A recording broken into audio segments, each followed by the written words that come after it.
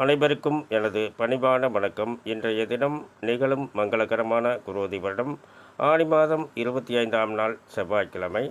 இன்றைய கிரக நிலைகள் நாம் எப்பவும் பார்க்கறது பார்த்திங்கன்னா, மேசத்தில் செவ்வாய், ரிஷபத்தில் குரு, மிதனத்தில் சூரியன், கடகத்தில் புதன், சுக்கிரன், சிம்மத்தில் சந்திரன், கன்னியில் கேது, கும்பத்தில் சனி, மீனத்தில் ராகு. இப்படித்தான் நாம் ஒவ்வொரு நாளும் பார்த்துக்கிட்டு இருக்கிறோம். ஆனால் இன்றைக்கி ஒரு வித்தியாசமான ஒரு கிரக நிலைகள் எப்படின்னு கேட்டிங்கன்னா, கும்ப ராசி முதல் கன்னி ராசி வரை ஒரு ராசி கூட இடைவிடாமல் கிரகங்கள் அமைந்திருக்கிறது.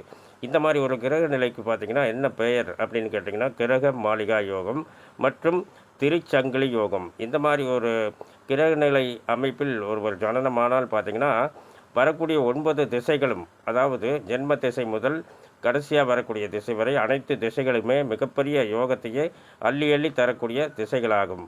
அனைவருக்கும் எனது நல்வாழ்த்துக்கள். நன்றி, வணக்கம்.